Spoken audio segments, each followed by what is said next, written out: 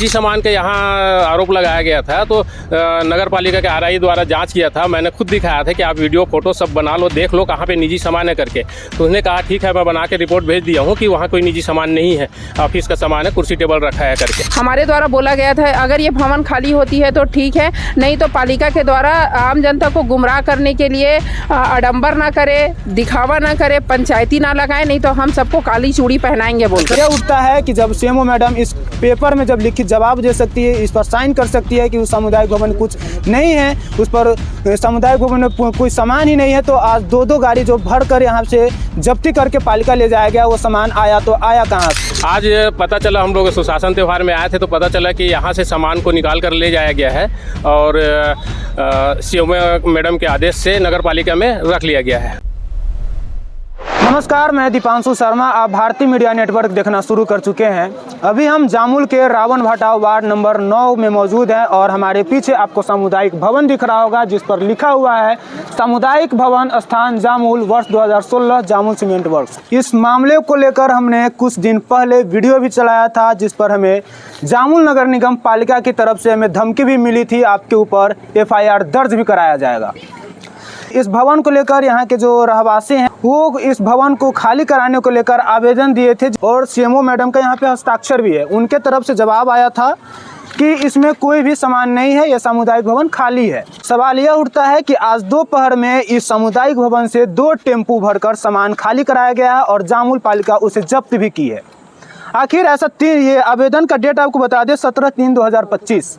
आज से ठीक 2 महीना पहले का यह आवेदन है और हमने जब इस मामले को लेकर सीएमओ मैडम से बात करने की कोशिश की तो बात करने से मना किया और जब ऑफिस से जब वो निकल रहे थे तो हमने उनसे बात करने की कोशिश की तो FIR करने की धमकी दी। हमारा काम है सच दिखाना और सच को दबाने के लिए कितने अधिकारी इस पर क्या कुछ कर देते हैं वो तो आप जानते ही हैं। हमारे साथ यहाँ के जो आवेदन करता है वो हमारे साथ मौजूद हैं, उनसे जानते हैं कि मैडम 2 महीना पहले इस सामुदायिक भवन को खाली कराने को लेकर आपने आवेदन दिया था, सीएमओ मैडम से क्या रिप्लाई आया? पहले महीने जनवरी महीने से हम लगातार इस भवन की मांग कर रहे थे। महिलाओं का कार्यक्रम कराना है, होली मिलन कराना है, तीज मिलन कराना है, दुनिया भर की महिलाओं की कुछ रहती है, सेल्फ डिफेंस का कोर्स कराना है, इसलिए क्योंकि छोटा सा है, महिलाएं छोटे जगह पे बैठ के अपना आराम से बातचीत वार्तालाप कर ले, सहायता समूह के माध्यम से मीटिंग कर ले, ऐसी बहुत सारी चीज़ों के लिए लगातार मांग कर रहे थे। कलेक्टर के पास ऑनलाइन शिकायतों पर शिकायत किए, लिखित में पालिका में भी शिकायत दिए, हर एक की कॉपी मौजूद है मेरे पास। पालिका अध्यक्ष को भी दिए, सीएमओ मैडम को भी दिए। लगातार हम इन पे मांग कर ही रहे थे, हमेशा हमें टाला जा रहा था। कलेक्टर से कई बार आदेश आया तो कई बार हमें गुमराह किया गया।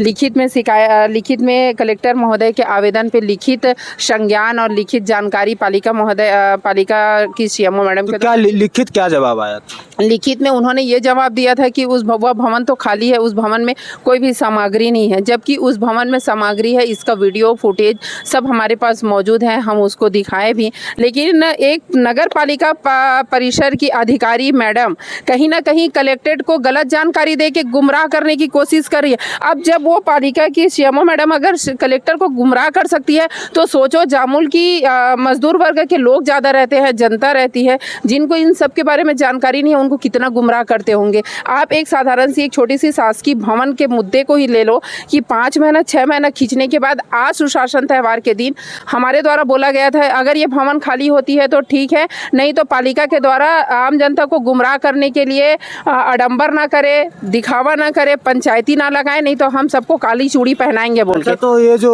भवन में जो आज सामान खाली कराया गया है ये सामान किनका था? एक निजी व्यक्ति है, उनका पूरा फुटेज है। YDC करके एक वो बैनर पोस्टर 8/7 का फोटो था, यहाँ सिलाई मशीन था, कूलर था, टेबल था, दुनिया भर की सामानें थी जो आज 2 गाड़ी पालिका जब्ती बनाई है। अब पालिका इसमें भी जब्ती बनाई है कि ये सामान को उनके घर पहुंचाई है, ये भी जानकारी नहीं है। ये सामान आज तत्कालिक में इसलिए खाली हुआ क्योंकि हम यही कहे थे कि शासन प्रशासन के अगर व्यक्ति आते हैं, SDM तहसीलदार आते हैं और अगर वो भवन खाली नहीं हुआ और दिन भर सुशासन त्यौहार मनाएंगे तो हम उनको काली चूड़ी पहनाएंगे बोल के, तो काली चूड़ी पहनने के डर से ये भवन आज खाली हुआ है। और सीएमओ मैडम क्या काला चश्मा लगाती है मोटा, कि आंख नहीं दिखता, कि विधायक या जनप्रतिनिधियों के इशारों पे नाचने वाली सीएमओ मैडम है? मेरे समझ में नहीं आता भाई, जिसको हर चीज़ बताने के बाद भी उस मैडम के पास जानकारी नहीं है। ये थे आवेदनकर्ता। सवाल यह उठता है कि जब सीएमओ मैडम इस पेपर में जब लिखित जवाब दे सकती है, इस पर साइन कर सकती है कि उस सामुदायिक भवन में कुछ नहीं है, उस पर सामुदायिक भवन में कोई सामान ही नहीं है, तो आज दो गाड़ी जो भर कर यहाँ से जब्ती करके पालिका ले जाया गया, वो सामान आया तो आया कहाँ से। जामुल के रावण भाटा वार्ड नंबर 9 में जो सामुदायिक भवन है, उसमें जो निजी व्यक्ति द्वारा वो सामान रखे जाने का जो आरोप लग रहा था, जिस पर हमने सीएमओ मैडम से बात करने की कोशिश की, जिसमें हमें धमकी भी मिली थी। हालांकि नगर निगम के अधिकारियों से तो बात करने की कोशिश की, इस मामले को लेकर उनके तरफ से कोई जवाब नहीं मिला।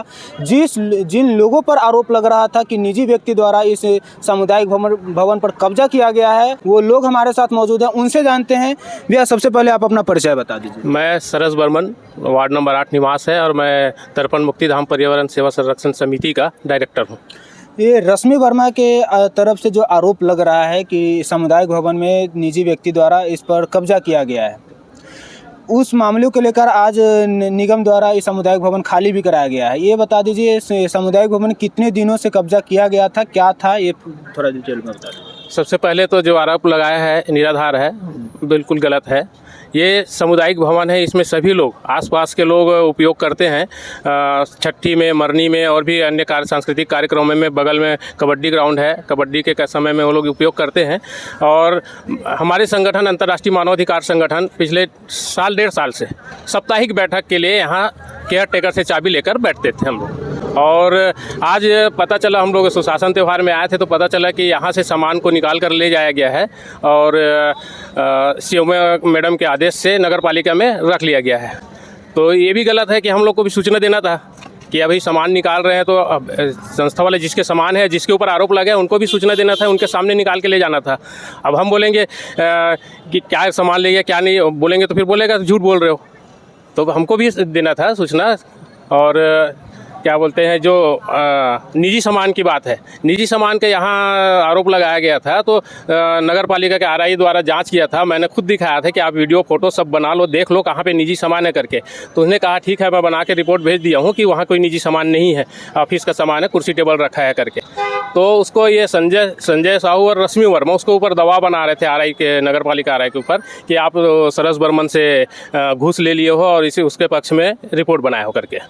जब इसमें आप लोग सामान रखे थे, जब आप लोग का इसमें बैठका चल रहा था, उस समय आपने किसी को आवेदन दिया था क्या, निगम में या कलेक्ट्रेट में कहीं बैठक के लिए? नहीं, ये यहाँ केयर टेकर पहले है, यहाँ पे लेखराम साहू जो जिनके देख रेख में रहता है। हमने उनसे कहा कि वो भी हमारे साथ जुड़े हुए हैं, तो हमने कहा यहाँ रावण भाटा सेंटर है तो सबको आने में आसानी होगा, सप्ताह में 1 दिन यहाँ बैठना है, तो ठीक है करके चाबी दिए थे हमको।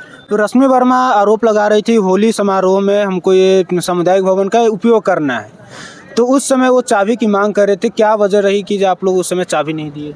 हम लोग से तो संपर्क ही नहीं किया, हमारे जितने भी सदस्य हैं उनके भी यहाँ पर ने पूछा कि आपसे मांगा, किसी संपर्क नहीं किया चाबी के लिए। वो डायरेक्ट नगर पालिका में लगा, फिर एसडीएम तहसीलदार में चले गए कि निजी व्यक्ति कब्जा किया है करके। इसमें कितने दिनों से सामान था?